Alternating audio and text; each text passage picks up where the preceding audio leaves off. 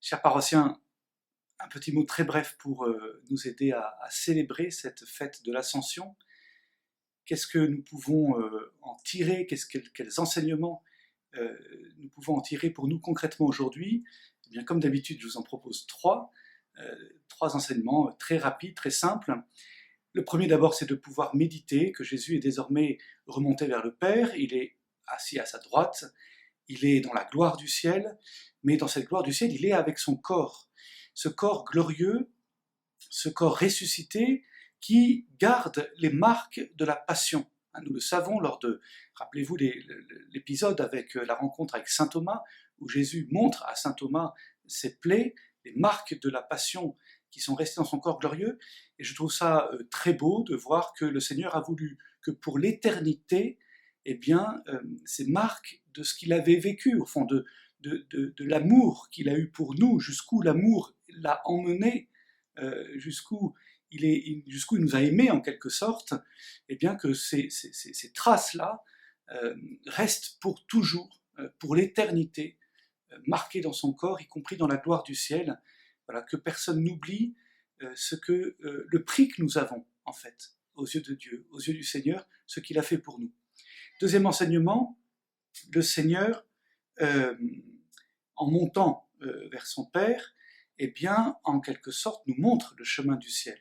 Quand nous méditons le chapelet, les mystères glorieux, le mystère de l'Ascension, deuxième mystère glorieux, nous demandons le désir du ciel et la sainte espérance, parce que le Seigneur est le premier, il nous montre le chemin.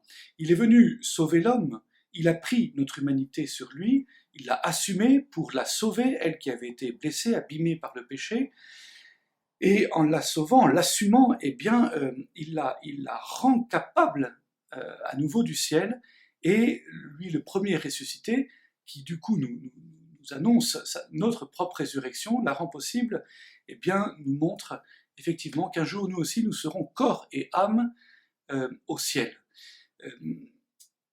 Là aussi, j'aime méditer cette idée que le Seigneur nous montre le chemin, et le premier de cordée, en quelque sorte, qui nous montre le chemin, et qui nous aide aujourd'hui, qui veut nous donner aujourd'hui, de garder les yeux fixés au ciel.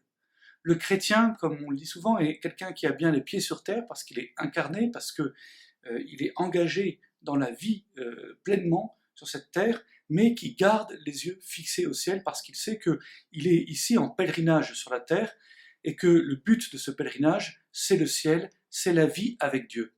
Et on peut, voyez, approfondir cette idée, comment nous essayons de vivre ces deux aspects-là.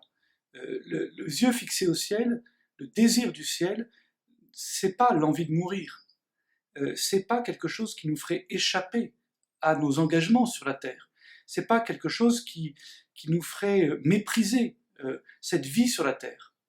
Le désir du ciel, c'est au contraire quelque chose qui nous fait d'autant plus nous engager sur la terre que nous comprenons que ce pèlerinage est bien ce qui nous prépare au ciel, voyez, et que c'est à la façon dont nous aurons aimé sur cette terre, dont nous nous serons engagés au service des autres, dont nous nous serons donnés dans la charité, dans le service, dans la foi, nous aurons gardé la foi, que nous pourrons, justement, c'est tout cela qui nous ouvrira les portes du ciel. Donc, contrairement à ce que certains ont pu dire, les chrétiens ne sont pas dans une fuite, vous voyez, en imaginant le ciel, en attendant le paradis, ce n'est pas du tout ce qui les désengage de la terre. Au contraire, c'est ce qui donne au fond le sens le plus profond de leur engagement. Voyez, parce que c'est cet amour vécu sur la terre qui nous ouvre les portes du ciel. Et qui sera, au fond, le ciel sera un accomplissement de ce que nous avons vécu sur la terre. C'est pour ça d'ailleurs que nous rappelons souvent que la vie éternelle est déjà commencée. Cette vie sur la terre n'est pas une vie un peu à mépriser, qui n'a pas d'intérêt en attendant la vie du ciel. Non, non, en fait c'est la vie éternelle déjà commencée dans sa première étape. Voilà. Et le Seigneur aujourd'hui nous montre par son ascension, eh bien, le but ultime de notre vie, voilà, de la vie que nous avons reçue. Enfin, la troisième idée que nous pouvons garder, eh bien, c'est que l'ascension marque en quelque sorte, avec la Pentecôte, le début de l'Église.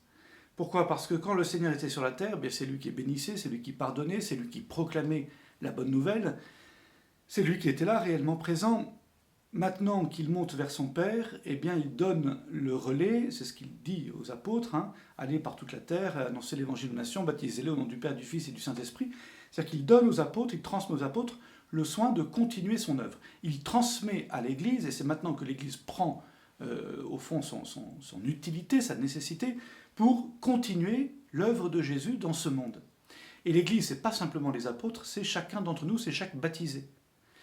Là aussi, je vous invite à méditer la façon dont votre vie, notre vie à chacun, de par notre baptême, et ensuite, à travers notre vocation, quelle qu'elle soit, eh bien, participe, voyez, à poursuivre l'œuvre de Jésus. Comment, en quelque sorte, désormais, nos mains sont les mains de Jésus. Notre cœur est le cœur de Jésus. Notre bouche est la bouche de Jésus. Comment nos pieds, pour parcourir le monde, sont les pieds de Jésus qui parcouraient la terre promise. Vous voyez comment nous continuons dans notre chair et en mettant ce que nous sommes au service du Christ, comment nous continuons son œuvre. Et c'est par nous, c'est à travers nous, à travers les chrétiens, à travers les baptisés, que le Seigneur veut continuer aujourd'hui à proclamer la bonne nouvelle, veut continuer aujourd'hui à bénir, veut continuer aujourd'hui à consoler, veut continuer aujourd'hui à sauver ce monde qui en a besoin. Voyez, mais c'est ça l'Église. Et l'Église, dans tout ce que, pas simplement à travers les sacrements que donnent les prêtres, pas simplement à travers justement la prédication des prêtres, mais à travers la vie des baptisés, qui est la première des prédications en quelque sorte. C'est votre vie qui est la première prédication, la première homélie que les gens écouteront d'ailleurs, parce que les homélies du curé, il y en a, je ne sais pas si tout le monde les écoute, mais sûrement pas ceux qui en tout cas ne connaissent pas Dieu et ne sont pas paroissiens. Mais en tout cas, par contre, votre vie, tous ceux qui vous rencontrent la découvrent et la voient. Et donc, c'est votre vie, la première prédication. Voilà. Et je vous invite à y réfléchir aujourd'hui. Par l'ascension, le Seigneur remet entre nos mains eh bien, cette mission infiniment précieuse de le représenter, de le faire vivre dans ce monde, de continuer de lui donner comme une humanité de surcroît, c'est-à-dire de lui donner des mains, une bouche pour continuer à proclamer, des mains pour continuer à bénir, des pieds pour continuer à parcourir le monde, pour que tous puissent le connaître et le découvrir. Voilà 3 petits points que je vous laisse. Bien sûr, la Pentecôte, dans laquelle nous allons nous y préparer par une belle neuvaine. La Pentecôte va être justement l'occasion d'être renouvelé dans ce don de l'Esprit Saint pour accomplir cette mission qui est bien sûr au-dessus de nos forces. C'est pour ça que l'Esprit Saint vient agir à travers nous pour que les baptisés soient effectivement... pour que le Seigneur puisse continuer d'agir à travers les baptisés que nous sommes et que cette Église soit comme l'icône de la tendresse du Christ pour ce monde. Voilà, je vous laisse méditer ces 3 points.